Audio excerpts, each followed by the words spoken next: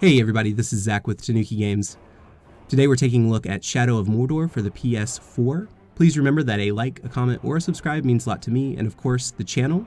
Shadow of Mordor was also released on the PS3, Xbox 360, Xbox One, and PC. When Shadow of Mordor was first revealed to the public, it was widely panned as an Assassin's Creed clone. The climbing and traversal looked too familiar to the Assassin's Creed formula. The combat looked like a Batman clone, and there were even towers to unlock the fast travel in the map, much like every Ubisoft game released recently. Once I learned more about the game, my attitude shifted toward WB and Monolith's new game. Any Lord of the Rings fan would be interested, but the game had a wider appeal. Even the comparisons to Assassin's Creed wore thin due to how much better the game handled combat and stealth. As a big Lord of the Rings fan, Shadow of Mordor was a day one purchase when I got a PS4. I was not disappointed. Here's the review. The story of Shadow of Mordor follows Talion, a captain in Gondor on the Black Gate. Uruks attack his base and his wife and son are killed. Talion is killed as well, but is denied death by a curse. He now shares his consciousness with an elf wraith who has no memory of his own past. Talion and the wraith decide to hunt down Sauron's chiefs and captains in the hopes that Talion may break his curse and the wraith may learn more about his past. The story of Shadow of Mordor is excellent, with the exception of a ham-fisted attempt at a love story, as well as the ending is a little disappointing. The story uses characters from the Lord of the Rings lore without it feeling shoed in. The writing is not overly serious, and many of the characters' banter with each other is fun. This is Shadow of Mordor's greatest strength, authenticity.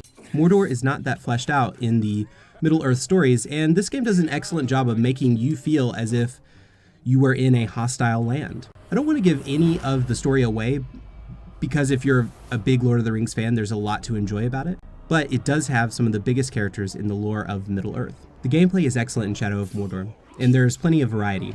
The combat can be broken into three parts, for the three weapons Talion wields.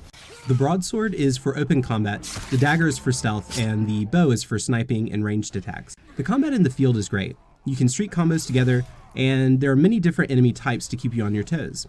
The stealth is very good, and it helps to thin out a group of Uruk before the fight. The bow is very useful for finding distractions or landing a few quick headshots. Each weapon has up to 5 rune slots that give you buffs in battle. This and the skill tree make Shadow of Mordor much closer to an action RPG than a more purely beat-em-up style of game like the Arkham series. The combat has an intensity as well. When you behead a war chief, it feels great. The game introduces other gameplay mechanics as you complete the game, such as mind control of your enemies and terrifying beasts to ride into battle. The Nemesis system was the most lauded aspect of Shadow of Mordor, and for good reason. Essentially, there's a hierarchy to Sauron's army, and you visualize this with a board.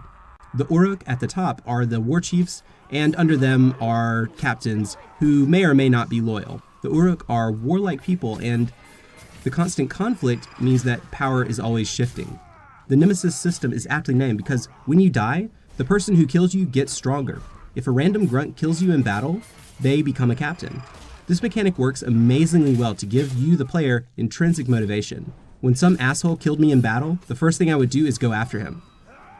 I got so distracted by taking out all the captains that I didn't play the main story for a few days. The graphics in Shadow of Mordor are good, considering that they were released early in the 8th generation lifecycle. The environments look good in Mordor, if not a bit gray and brown. Midway through the campaign, you go to another island, and it's a breath of fresh air. The weather is sunny and everything is green. Both maps are littered with ruins, and it can get a bit samey though. There are a variety of weather patterns as well. Probably the most impressive thing about Shadow of Mordor are the character designs.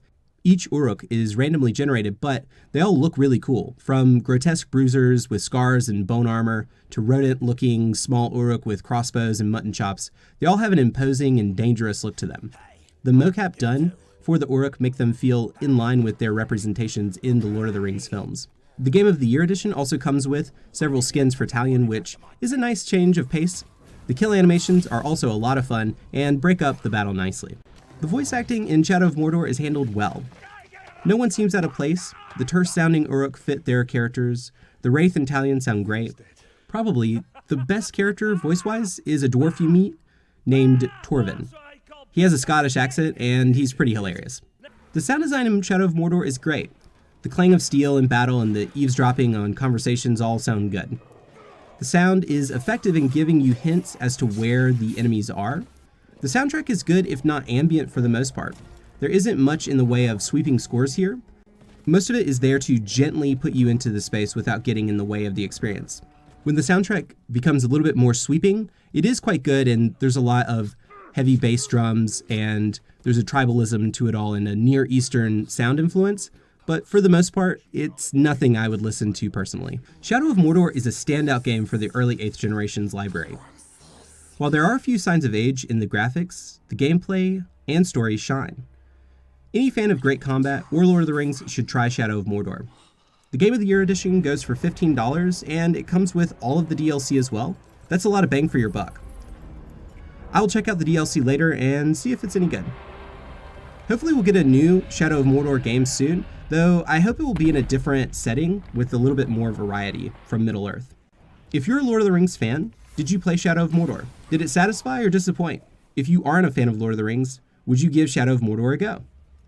What are some other good action RPG games I should review next? This is Zach with Tanuki Games. Please remember that a like, a comment, or a subscribe means a lot to me and, of course, the channel. Enjoy!